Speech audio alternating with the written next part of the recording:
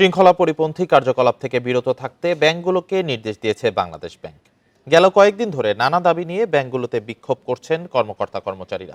প্রিয় নম্বর সেট করে বিকাশে সেন্ড মানি করুন ফ্রি। এমন পরিস্থিতিতে এই নির্দেশনা দেয়া হলো।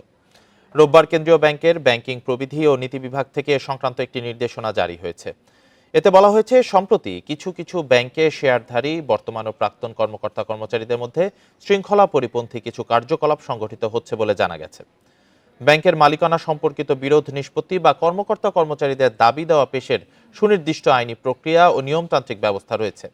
তাই কর্মস্থলে আমানতকারীদের আস্থা ক্ষুণ্ণ হয় এমন কার্যকলাপ হতে বিরত থাকার জন্য সবার সহযোগিতা কামনা করে কেন্দ্রীয় ব্যাংক।